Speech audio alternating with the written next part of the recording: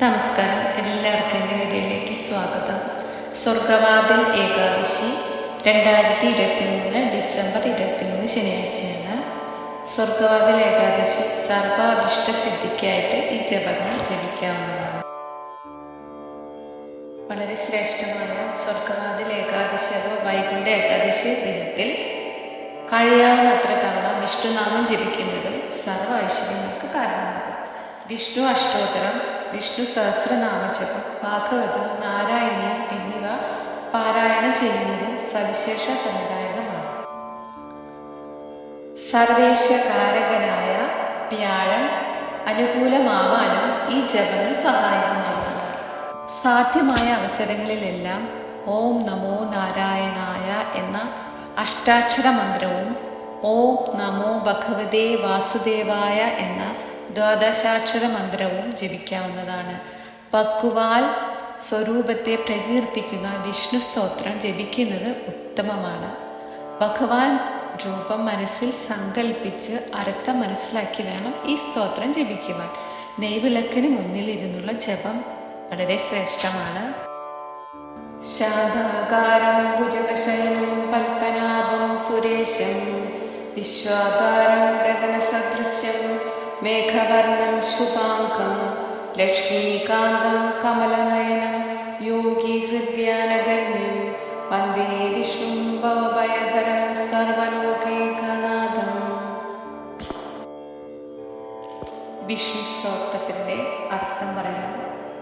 ശാന്തമായ അകാരത്തോടു കൂടിയവനും സർപ്പത്തിൻ്റെ പുറത്ത് ശയിക്കുന്നവനും നാഭിയിൽ താമരപ്പൂ ഉള്ളവനും ദേവന്മാരുടെ ഈശ്വരനും ലോകത്തിന് ആധാരമായിരിക്കുന്നവനും ആകാശത്തിന് തുല്യനും മേഘവർണ്ണമുള്ളവനും ശുഭമായ അവയവങ്ങളോട് കൂടിയവനും ലക്ഷ്മീദേവിയുടെ ഭർത്താവായവനും താമര ഇതൾ പോലെയുള്ള കണ്ണുകളുള്ളവനും യോഗിവര്യന്മാരുടെ ഹൃദയത്തിൽ ധ്യാനത്താൽ ഗമിക്കുന്നവനും അഹങ്കാരത്തെയും ഭയത്തെയും ഇല്ലാതാക്കുന്നവനും സർവലോകത്തിനും നാഥനുമായ ഭഗവാൻ മഹാവിഷ്ണുവിനെ ഞാൻ വന്ദിക്കുന്നു എന്നാണ് ഈ ശ്ലോകത്തിൻ്റെ അർത്ഥം.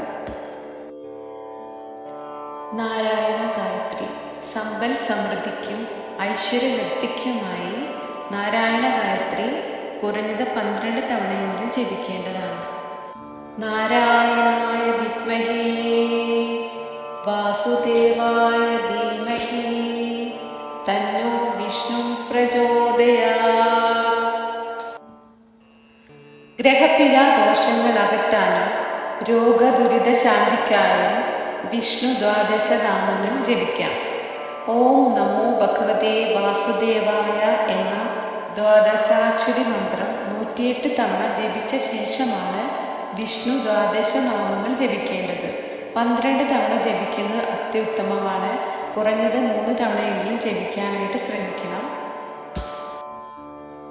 ഓം കേശവായ നമഃ, ഓം നാരായണായ നമഃ, ഓം മാധവായ നമഃ, ഓം ഗോവിന്ദായ നമഃ, ഓം വിഷ്ണവേ നമഃ, ഓം മധുസൂദനായ നമഃ, ഓം ത്രിവിക്രമായ നമഃ, ഓം വാമനായ നമഃ, ഓം ശ്രീധരായ നമഃ, ഓം ഹൃഷികേശായ നമഃ, ഓം പത്മനാഭായ നമഃ, ഓം ദാമോദരായ നമഃ.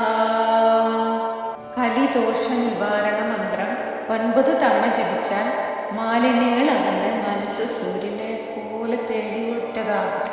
108 തവണ ജപിക്കുന്നത് വളരെ ശ്രേഷ്ഠമാണ്. കലിയുഗത്തിലെ ഏറ്റവും ശക്തിയേറിയ നാമമാണിത്. ഹരേ രാമ ഹരേ രാമ രാമ രാമ ഹരേ ഹരേ, ഹരേ കൃഷ്ണ കൃഷ്ണ കൃഷ്ണ ഹരേ ഹരേ. ആയുസ്സിൻ്റെയും ആരോഗ്യത്തിൻ്റെയും ദേവതയാണ് ധന്വന്തരി ഭഗവാൻ. ധന്വന്തരി ഭാവത്തിൽ ഭജിക്കുന്നതിലൂടെ രോഗങ്ങൾ നീങ്ങുകയും ആരോഗ്യവും ആയുസ്സും വർദ്ധിക്കുമെന്നാണ് വിശ്വാസം. ഓം വാസുദേവായ വിദ്മഹേ വൈദ്യരാജായ ധീമഹി തന്നോ ധന്വന്തരി പ്രചോദയാത്. ഓം നമോ ഭഗവതേ വാസുദേവായ ധന്വന്തരയെ അമൃതകലശഹസ്തായ സർവാമയ വിനാശായ ത്രൈലോക്യനാഥായ മഹാവിഷ്ണവേ നമഃ. വിഷ്ണു ഭഗവാനെ മനസ്സിൽ നന്നായിട്ട് വിചാരിച്ച് ആ രൂപം മനസ്സിൽ സങ്കല്പിച്ച് അർത്ഥം മനസ്സിലാക്കി വേണം ഈ സ്തോത്രങ്ങളെല്ലാം ജപിക്കുവാൻ.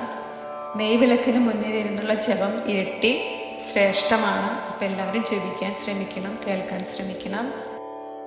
എല്ലാവർക്കും നന്മയും ഐശ്വര്യവും ഉണ്ടാകാൻ വേണ്ടി പ്രാർത്ഥിക്കുന്നു.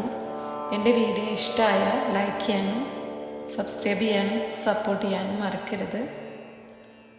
നന്ദി, നമസ്കാരം. എല്ലാവർക്കും വൈകുണ്ഠ ഏകാദശി ആശംസകൾ.